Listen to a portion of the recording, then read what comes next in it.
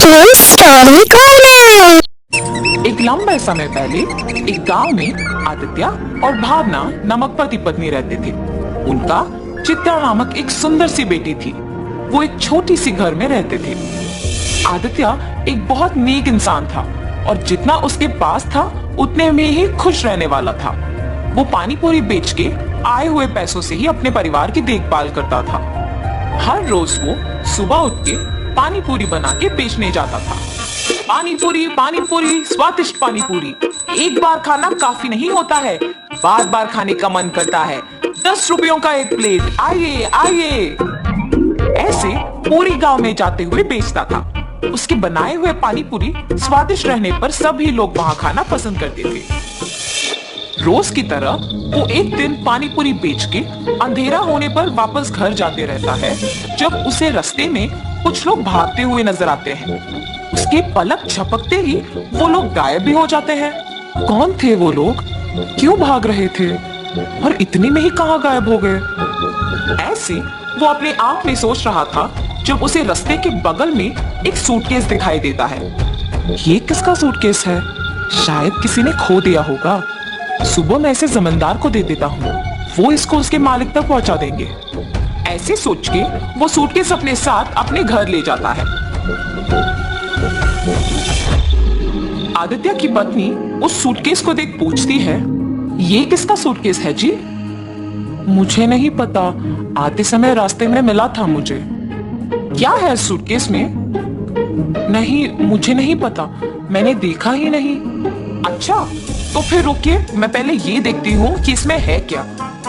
और ऐसे सूटकेस खोलती है। सुनिए, इधर आके देखिए तो कि इसमें है क्या। हाँ, क्या है?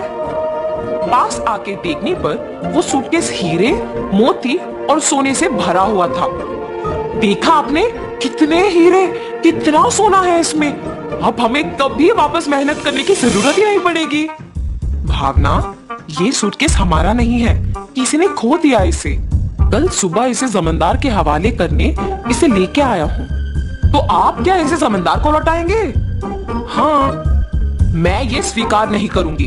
हम इस सूटकेस को हमारे ही पास रखेंगे। आपको मेहनत करने की जरूरत ही नहीं पड़ेगी। हम आखिरकार बहुत खुश रहेंगे।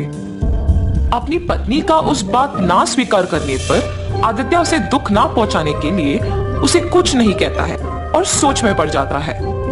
अगर मैं उन हीरे और मोती को लेता हूँ तो गलत है, पर अगर मेरी पत्नी वो सब लेती है तो वो मेरी गलती नहीं है ना। ऐसे सोचकर अपनी पत्नी से कहता है, किसी और का कमाया हुआ मुझे खर्च करना ठीक नहीं लगता है। मैं अपने पानीपुरी का दुकान ही चलाऊंगा। तुम्हें जो पसंद तुम वही करो। ऐसे कहने पर उसकी बीवी बहुत खुश होती है। कुछ दिन बाद उसकी पत्नी मिले हुए हीरे, मोती और सोना बेच के एक बड़ा सा घर खरीदती है और वे सब उसी घर में चले जाते हैं। मगर आदित्य अपना पानीपुरी का व्यापार नहीं छोड़ता है। एक दिन जमींदार के पास एक औरत आती है। प्रभु, प्रभु, मेरे घर में किसी ने सारे हीरे, सोना, मेरी गहने चुरा लिया है।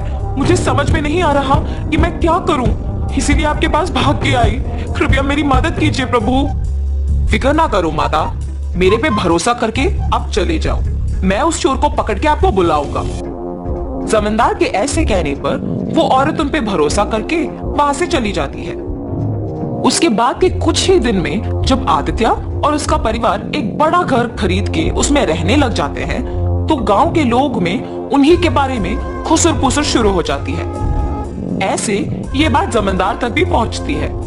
एक साधारण पानीपुरी बेचने वाला एकदम से इतना बड़ा घर कैसे खरीद पाया? पता नहीं प्रभु, किसी को नहीं पता। गांव के सारे लोग भी आश्चर्यचकित होके इसी के बारे में बात कर रहे हैं। ऐसे ही मैं सुन के आपको बताया। ठीक है, उन दोनों को इधर लेके आओ। जी प्रभु। जमींदार के कहने पर सेवक उन दोनों को उनके पास लेके जाते हैं। आदित्य, मुझे तुम्हारे बारे में सब पता है, तुम्हारे व्यापार के बारे में भी पता है। तुम्हें कुछ पूछने के लिए यहाँ बुलाया हूँ। पूछिए प्रभु। कुछ नहीं, तुम इतने कम दिनों में उतना बड़ा घर कैसे खरीद पाए हो? सच बताओ। क्या ये पूछने के लिए जमींदार हमें यहाँ तक बुलाए हैं? मुझे ही बताना होगा कुछ। वरना मेरे पति सब सच बता देंगे।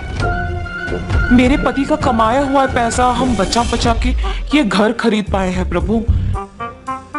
ऐसे हिम्मत से बोलती है ताकि किसी को शक ना आए। माता, आप पे कोई इल्जाम लगाने के लिए मैं आप लोगों को यहाँ नहीं बुलाया हूँ। मेरे पास एक औरत आके बोली है कि उसके गहने और सोना किसी ने चोरी कर लिया और उसी समय में आपने एक बड़ा घर लिया। हालात मुझे आपसे इसे पूछने पर मजबूर कर रहे हैं, तो सच कहिए कि आपको इतने पैसे अचानक कहां से मिले। अगर मैं अब भी चुप बैठूंगा तो वो एक बहुत बड़ी गलती होगी और उस औरत के दुख का कारण मैं ही हो जाऊंगा। ऐसे सोचकर आदित्य जमींदार को सच बताने का फैसला करता है। मुझे क्षमा करिए प्रभु। और ऐसे जो कुछ भी हुआ वो प्रभु को बताता है और तुरंत वो गहनों वाला सूटकेस उनके हवाले कर देता है। तुम्हें अपनी गलती का एहसास हुआ है और तुमने सच बता के और ये गहने ला के वापस कर दिए, इसीलिए मैं तुम्हें अपनी पहली गलती के लिए माफ कर दूंगा और दंडित नहीं करूंगा। लेकिन याद रखना आदित्य, गलती ना करना जितना जरूरी है उतना ही जरूरी है गलती करने वालों को रोकना।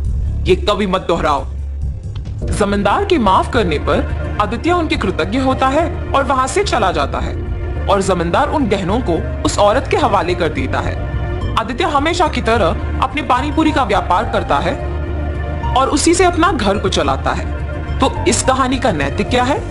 गलती नहीं करना है, ये तो सबको पता है, और गलती करने वालों को प्रोत्साहित भी नहीं करना है, ये समझ लो।